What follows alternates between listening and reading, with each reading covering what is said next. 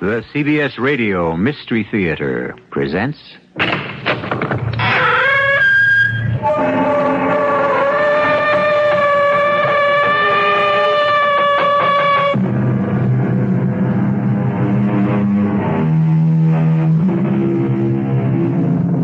in. Welcome. I'm E.G. Marshall. This is a very special occasion for me. I'm to be a little more than your host. This time, I will not only be introducing the story, but telling it to you, acting it out. The Mystery Theater's special Christmas story this year, Charles Dickens' immortal classic, A Christmas Carol, with Guess Who as Scrooge. Bah! Humbug!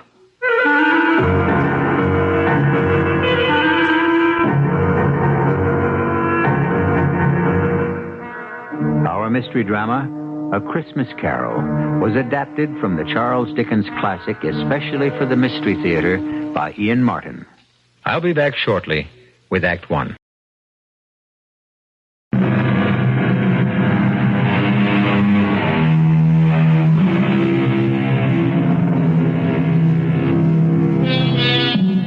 Charles Dickens' A Christmas Carol begins like this. Marley was dead to begin with. There is no doubt about that whatever. The register of his burial was signed by the clergyman, the clerk, the undertaker, and the chief mourner, Scrooge, signed it. Old Marley was dead as a doornail. Ebenezer Scrooge? Oh, he was a tight-fisted hand at the grindstone, hard and sharp as flint, from which no steel had ever struck out generous fire. Solitary as an oyster, he iced his office in the dog days and didn't thaw it out 1 degree, even at Christmas. A Merry Christmas, Uncle. God save you. It's you, nephew. What brings you here on a miserable, cold, windy night like tonight? Cold and windy, yes, and the snow falling softly. A perfect Christmas Eve to say, Merry Christmas, Uncle. Bah! Humbug. Christmas a humbug? Oh, you don't mean that, I'm sure. I do. Merry Christmas.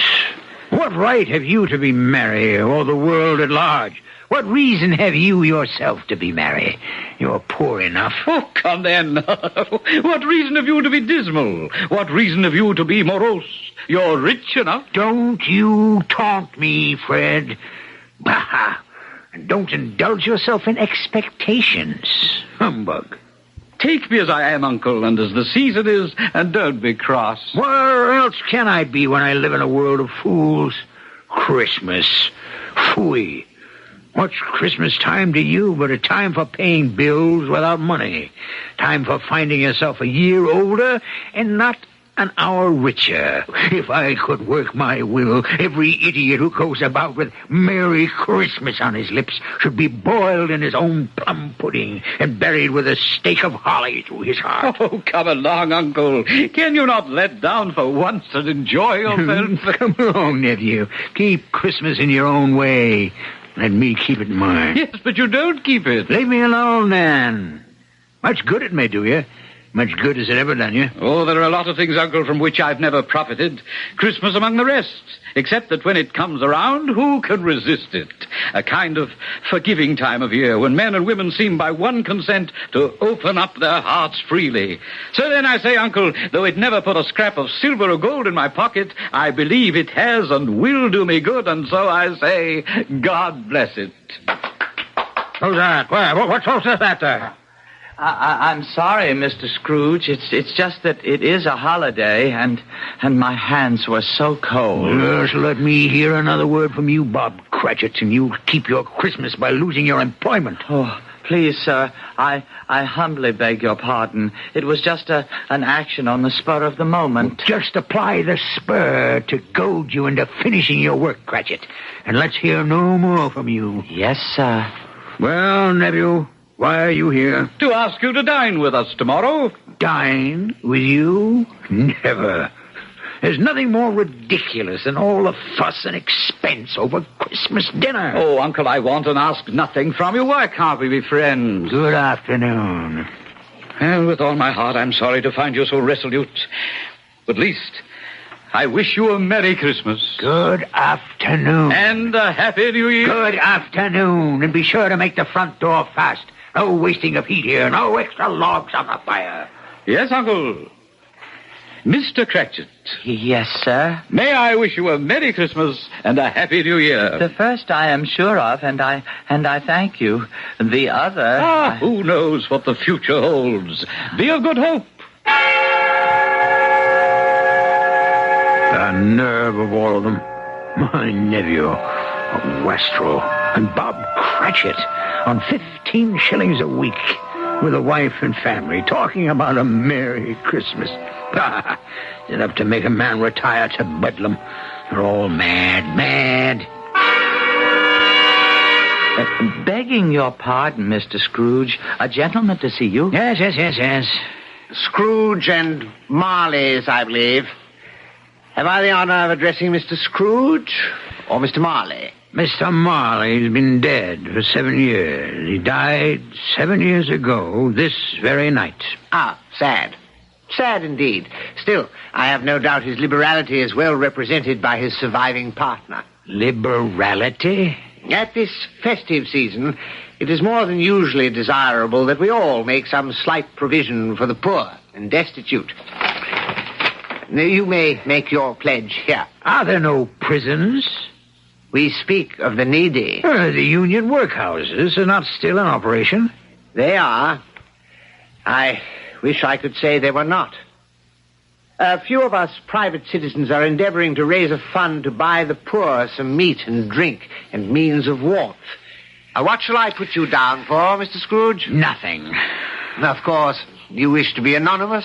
I wish to be left alone. By tax, I help to support the establishments we have mentioned. They cost enough and more. Let those who are badly off go there. Many can't go there. And many would rather die. If they would rather die, then let them do so and decrease the surplus population. Good afternoon, sir, whatever your name is. I find you hard to believe, Mr. Scrooge. Cratchit, let him out. Close the door, Cratchit, to extinguish what coals remain. Yes, sir. No, sir. Come here. Coming, Mr. Scrooge. You'll want all day tomorrow, I suppose. If quite convenient, sir. It's not convenient, and it's not fair. If I was to stop half a crown for it, you'd think yourself ill-used, I'd be bound. Well, sir, And yet you don't think me ill-used when I pay a day's wages for no work. I would not presume to have an opinion, but then it is only one day a year. A poor excuse for picking a man's pocket every 25th of December. Well, I suppose I have no choice. You must have the whole day. Just make sure you are here earlier the following morning. I dined my usual melancholy dinner in the usual melancholy tavern. Afterwards, climbed the stairs to my living quarters in the gloom. Something about my door knocker stopped me as I was about to put key in lock. For one strange moment, it looked like Marley. Ghostly spectacles turned up on its ghostly forehead. To say that I was not startled would not be strictly true. And even after I was entered and locked in and my candle lit, I did pause irresolutely before I dismissed it with humbug, humbug.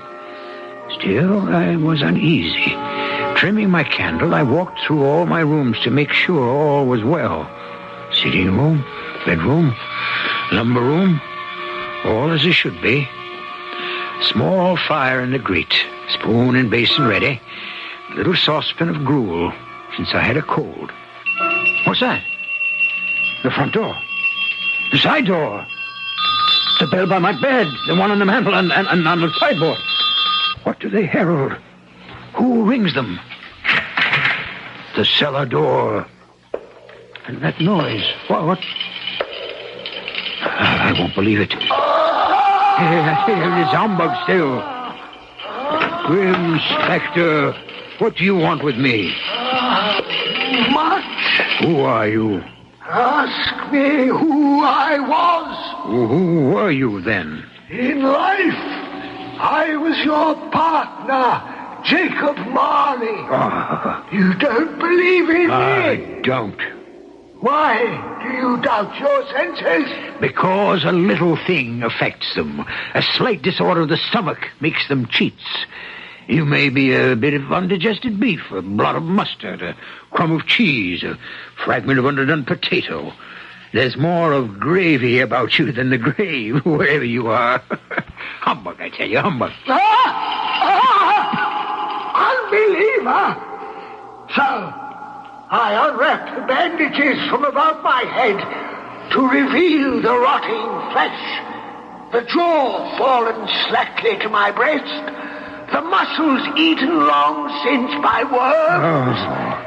Now, do you believe me for who and what I am? Yes, oh, mercy, dread apparition. Why do you trouble me? I must. But why are you fettered and bound in chains? I wear the chain I forged in life.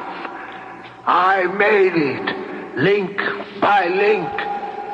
I girded it on of my own free will. Is its pattern so strange to you?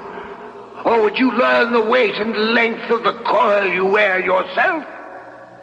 It was full and as heavy and as long as mine these 7 Christmas Eves ago, and you have labored on it since.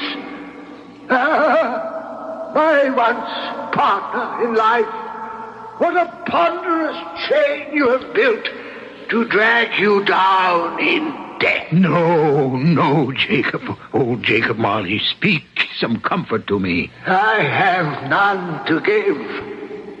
I cannot stay. I cannot linger anywhere. My spirit never walked beyond our counting house in life. So, in death, weary journeys lie before me. 7 years dead and traveling all the time? No rest, no peace, the incessant torture of remorse. I am here tonight, Ebenezer, to warn you that you have yet a hope of escaping my fate. Oh, you were always a good friend, Sankey. You will be haunted by 3 spirits. That is the hope you mentioned? It is. I think I'd rather not. Without their visits, you have no hope but to shun the path I tread. Expect the first tomorrow, when the bell tolls 1. But couldn't I take them all at once and have it over? Expect the second on the next night at the same hour. The third, when the last stroke of 12 has ceased to vibrate on your mantle clock. And for your own sake, remember what has passed between us. Passed between us. Jacob, do not leave me yet. But he was gone, as if he had never been. And yet, he had been. And Ebenezer Scrooge would never be the same man again. He fell asleep without undressing upon the instant. A sleep that was destined to be disturbed, as I shall relate when I return with Act 2.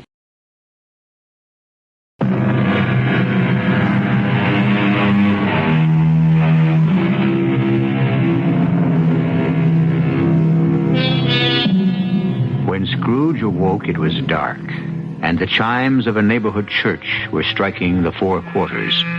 To his amazement, they were followed by 12 strokes of the bell. 12? Impossible. It was 2 when he went to bed.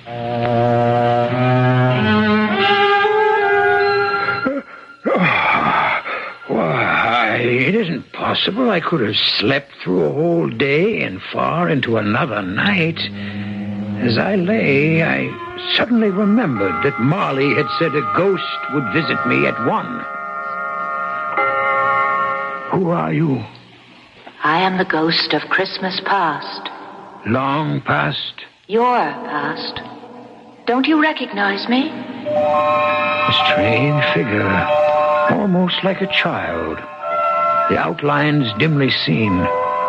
It wore a tunic of purest white and a branch of fresh green holly in its hand, in singular contradiction to the dress, which was trimmed with summer flowers. But strangest of all, above its crown sprang a bright, clear jet of light, which illuminated the darkest corner, but obscured the face. And under its arm a cap, which looked for all the world like a candle snuffer. For some reason I wanted it to put on its cap. The light is blinding.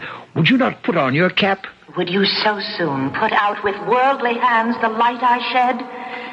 Is it not enough that you are the one who fashioned me this cap and forced me to wear it low upon my brow? I?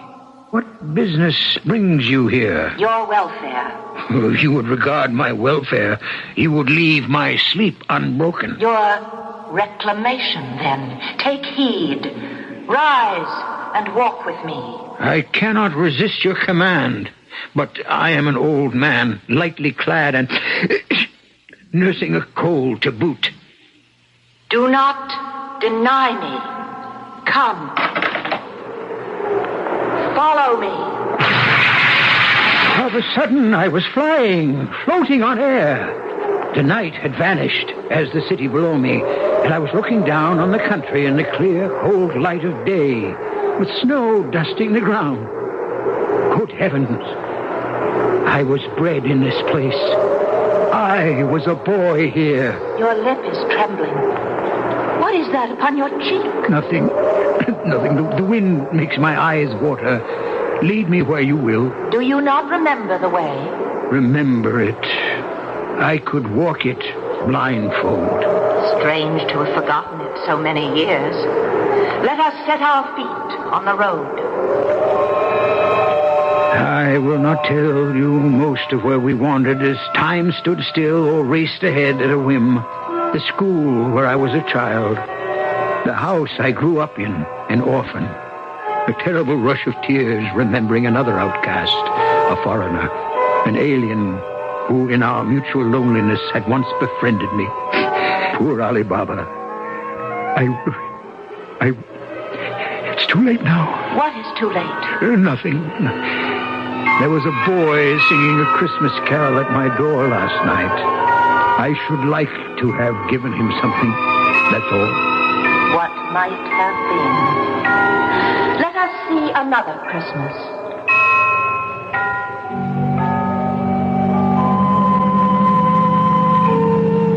What's that? Your aunt, who brought you up, passed away. Oh, no. Always a delicate creature whom a breath might have withered, but she had a large heart. Amen to that. I will not gainsay it, Spirit. When she died, she had, I think, children. One child. True. Your nephew. Yes. We traveled further, scenes flashing by like slides in a magic lantern. Old Fezziwig in his Welsh wig, my first employer. His Christmas parties with a groaning table and everyone dancing with a light foot and heart to the festive music. His kind wife and the joy of working at a desk one wasn't nailed to. And then someone I had shut away so long ago. What is it, Scrooge? That girl. Whom you shall sit beside. No. Oh, yes. This shadow most of all. Don't you remember me? I told you the light blinds me. Then remember me as I was, before you put my light out. No tears, I beg you. None. If the idol who has replaced me can cheer and comfort you, I must not grieve. What idol? A golden one. Nothing but gain engrosses you. So, if I have grown wiser, I am not changed toward you. Our marriage contract was made when we were both poor. You are changed. When it was made, you were another man. I was a boy. Whatever you were, I freely offer you your release. Have I ever sought it? In words, Never. How then? In a changed nature. In everything that made my love of any worth or value in your sight. And so I release you, with a full heart, for the love of what once you were. May you be happy in the life you've chosen. Now I recognize you, Spirit, and why you have come back to haunt me. Torture me no more. Some shadows still to see. No, I can bear it no longer. Haunt me no longer. The light you shine is too bright for my eyes to bear. Give me your cap so I may extinguish it, and you. In a puff of smoke, the figure was gone, and I had barely time to reel to my bed, exhausted from the long night's travels, where I fell into a heavy sleep.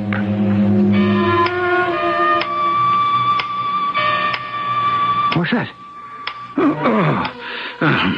The clock ticking away. Awake in the night of time. Almost one. When the second messenger Marley sends me from the grave will arrive. What ghastly shape might he take? What hideous form? What torture might this one plan for me? At least I am prepared for anything. Well, prepared for anything but nothing. Hello there, Spirit. Are you invisible to me? What's that? That great light from beneath my sitting room door. Here's a fearful waste of light, a shocking extravagance. I must go in and douse these candles. Yet I'm afraid to enter. Scrooge. Ebenezer Scrooge. Stop skulking there behind your bedroom door. Enter, man. Enter. Why, here's a prodigal spending of light in a great roaring blaze hot enough to set the chimney flue on fire. Look well on me. Have you never seen the like of me before? Never. It is time your eyes were opened to this and other things. Spirit, I will be no trouble. Conduct me where you will. I went forth last night on compulsion, and I learned a lesson which is working now. Tonight, if you have aught to teach me, let me profit by it. Hold fast to my robe.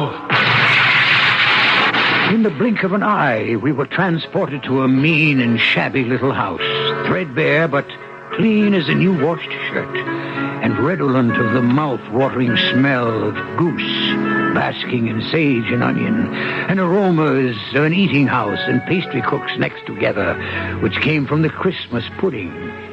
Whatever has got your precious father, then, and your brother Tiny Tim? I never remember him, Martha, as late as this on Christmas Day. What a place is this? The house of your clerk, Bob Cratchit. See, here he comes now.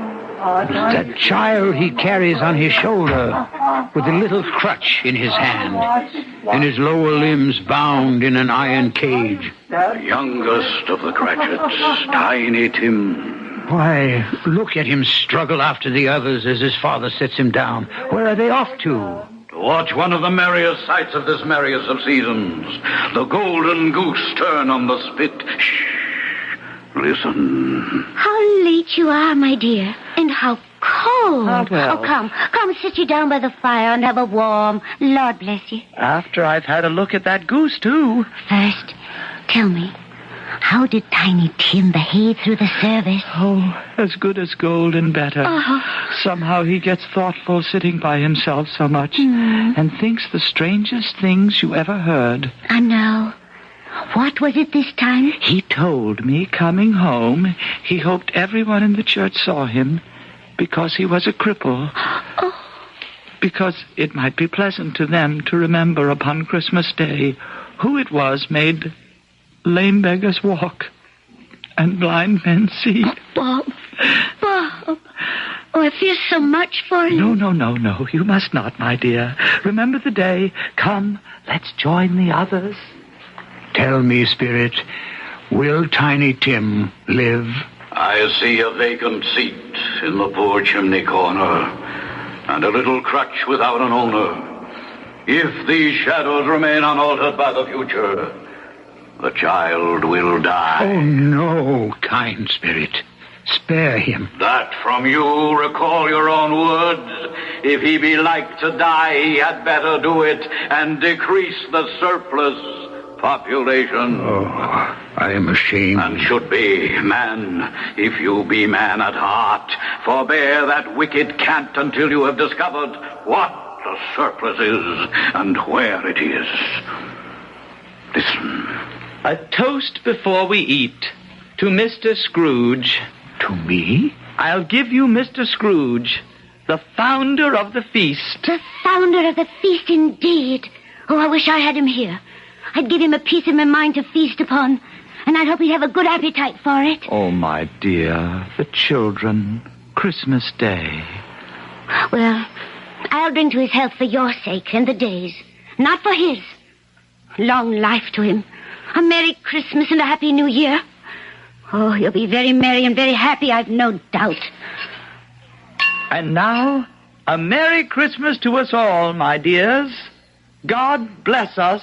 God bless us, everyone. Yes, Merry. My very name cast a pall upon their happiness. But march you on the wealth of spirit among them, which thought kindly on a man with as little spirit as yours. In particular, that poor little lad, Tiny Tim. Did you notice how generous he was to end the toast with, God bless us, everyone, including even me?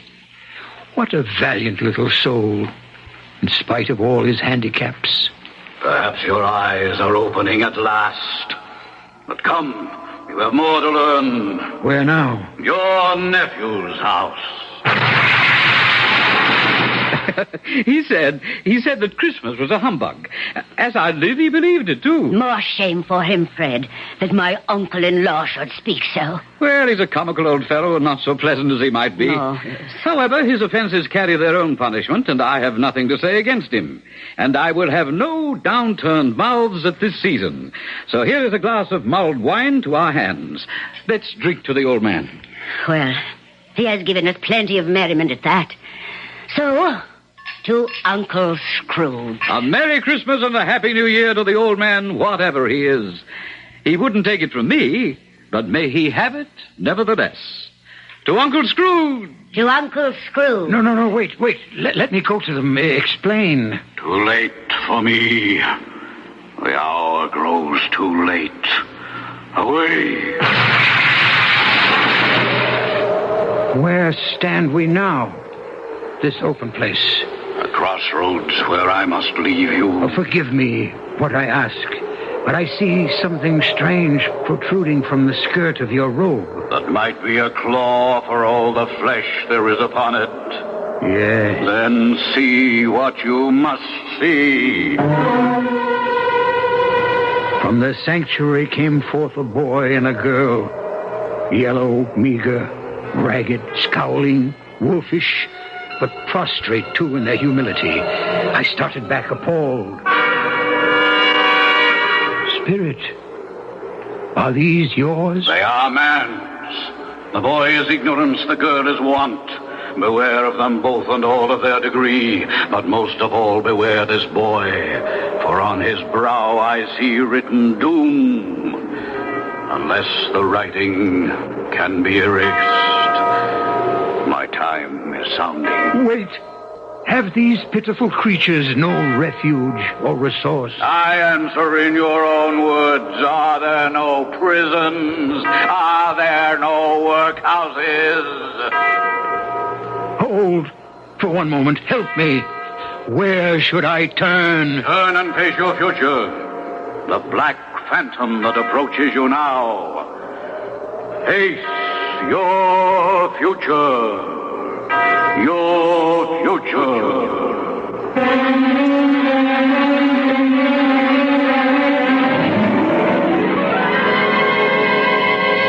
As the last stroke of the bell struck 12, Scrooge turned to face a dread figure, a solemn phantom, draped and hooded in blacks and deep grays, coming, creeping like the mist about it towards him. I'll return with Act 3 very shortly.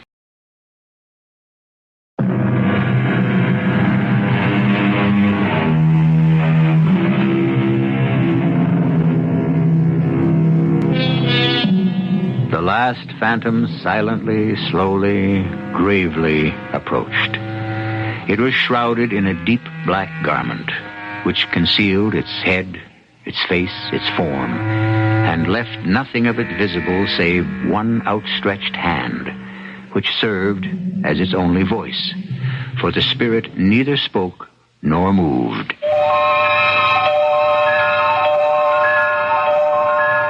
I am in the presence of the ghost of Christmas yet to come. You answer not, but point where we are to go. Lead on, spirit, and I will follow.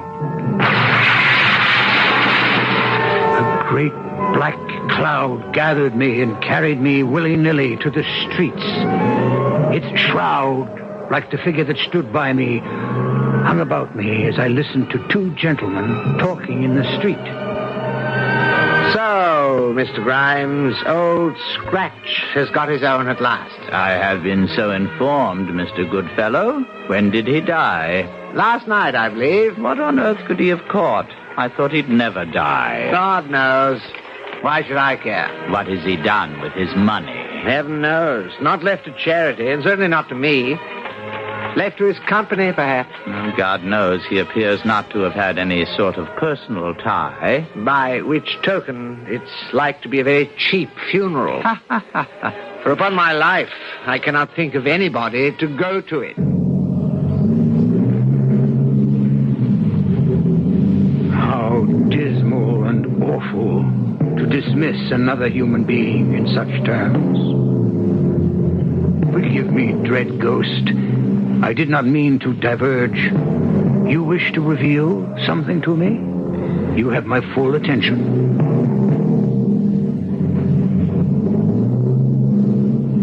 Fred, the news is bad. Bad? We are quite ruined. Oh, no, there's hope for us yet. If he relents. If he forgives or forgave, there might have been. Oh, but it is too late for the miracle. Poor, old, miserable boy. He's past relenting. He's dead. No, wait, spirit, wait. I'm not ready to leave. What else would you have me look on? Tell me again about today. About little Tim on the grave. It would have done you good to see how green a place it is. But you'll see it often. I promised him I would walk there every other Sunday. My last born. My poor little broken child. Oh, please. I shall break down with you. Oh, my darling. We can all try to be brave, but how can we hide our sorrow? What is more final and dreadful than death? I want to help, Spectre, but something informs me that our parting moment is at hand. Tell me, what man was it I saw lying dead? Very well. You point. Where to this time? A churchyard. And here we are. A headstone. You would have me read it? Tell me, are these the shadows of things that will be or may be only? Oh, my own name, Ebenezer Scrooge. Spirit, hear me. I am not the man I was. I will not be the man I must have been from all this intercourse. Why show me this if I am past all hope? For once, you make no motion. Your nature intercedes for me and pities me. Good Spirit, I will honor Christmas in my heart and try to keep it all the year. The three spirits shall strive within me. I will not shut out the lessons that they teach. Oh, tell me I may sponge away the writing on this stone. Give me your hand, I beg you. Give me your hand. I hold you to me. You cannot disappear. You cannot disappear. Well, bless my soul. What I cling to is my own bedpost. And wait. Perhaps my time is my own to make amends in. Yes, I will live in the past, in the present, and the future. The spirits of all three shall strive within me. Oh, Jacob Marley, heaven and Christmas time be praised for this. I say it on my knees, oh Jacob, on my knees. I don't know what to do. I'm as light as a feather, and I am as happy as an angel. I'm as merry as a schoolboy. I'm as giddy as a drunken man. A Merry Christmas to everyone. A Happy New Year to all the world. Hello there. Oh, hello. Oh, there's the saucepan the gruel was in. There's the door by which the ghost of Jacob Marley entered. There's the corner where I saw the wandering spirits. It's all right. It's true. It all happened. Oh, my God, I don't know how long I've been among the spirits. I'm a baby. I don't know what month it is. Throw open the window and rejoin the world. Hey, Mr. Grimes, what's today? Why, Christmas Day. Christmas Day! I haven't missed it. The spirits have done it all in one night. They can do what they like. Of course they can. Hello, my fine fellow. Hello. Merry Christmas. Merry Christmas to you. Do you still run the poulterer's shop in the next street but one, at the corner? I should hope I did, on my way to open up. Oh, pray then, Mr. Grimes, do I dare hope you have not yet sold the prize turkey that was hanging up there? Not the little prize turkey, the big prize turkey. The one as big as an ostrich? Oh, a delightful man, a pleasure to talk to him. Yes, Mr. Grimes. It is hanging there now. Well, what are we waiting for? I want to buy it.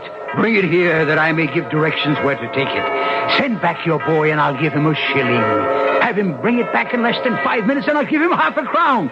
Better still, here's a £5 note. Send him to deliver the turkey to Mr. Cratchit by cab at the address I give you. And what's left shall be your Christmas present and his. Shaving was not an easy task, for my hand was shaking, and shaving demands attention. At last it was finished, and I dressed myself in all my best and issued forth to the streets. The first person I met was a portly gentleman who had walked into my counting house the day before, saying, Scrooge and Marley's, I believe. I hastened to intercept him. My dear sir, how do you do? I beg your pardon? I hope you succeeded yesterday. A Merry Christmas to you, sir. Mr. Scrooge? That is my name. I fear not pleasant to you. Allow me to ask your pardon, and will you have the goodness to allow me to contribute? May I have your ear, sir? What? Lord bless me. So much. My dear Mr. Scrooge, are you really serious? If you please. Not a farthing less. Will you do me that favor? Oh, my dear sir, I don't know what to say to such don't say anything. Come and see me. Will you come and see me? I will indeed. Thank you. I thank you 50 times. Bless you.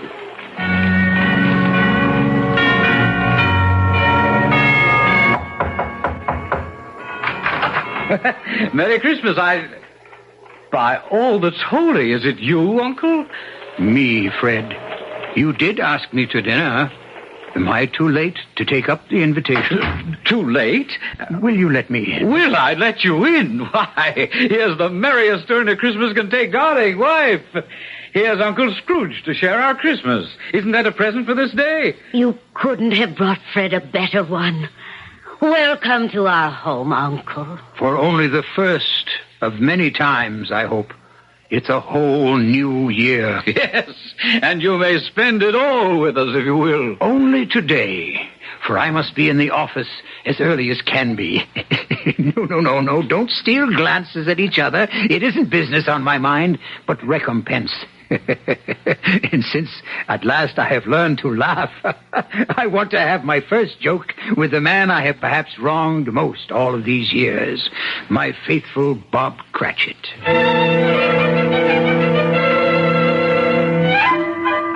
wonderful day.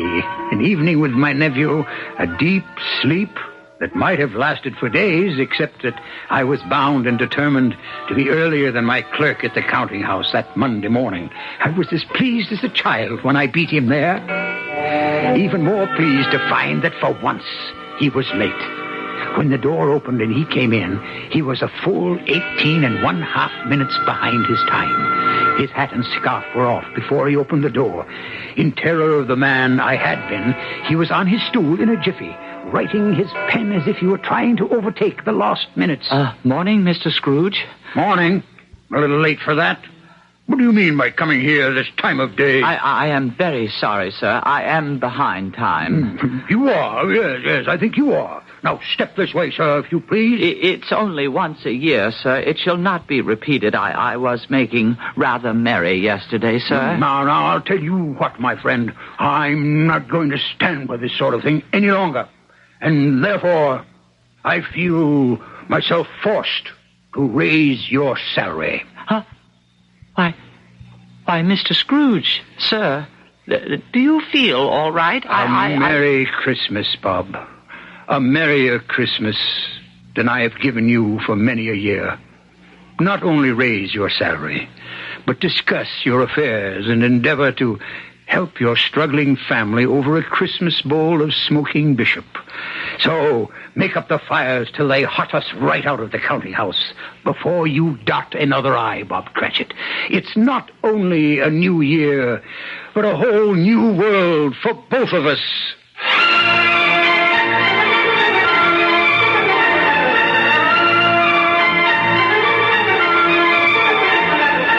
As we all know, Scrooge was better than his word. He did it all. And to Tiny Tim, who did not die, he was a second father. And he made a good new will for his nephew and his future partner, Bob Cratchit. One thing after a long life he took to his grave, that he knew how to keep Christmas well. May it be truly said of all of us, and as Tiny Tim observed, God bless us, everyone.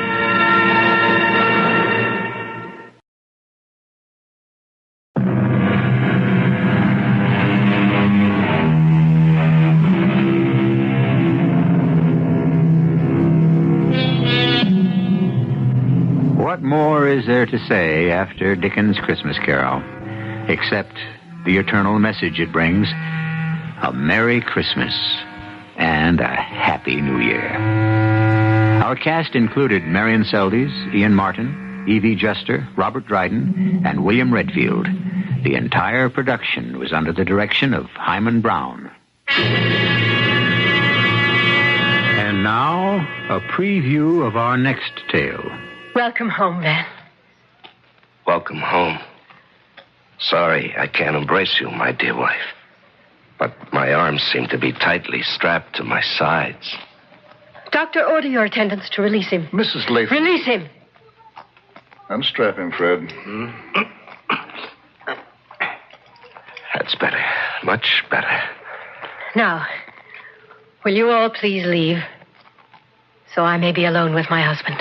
Yes, of course. Goodbye, Van. Come in.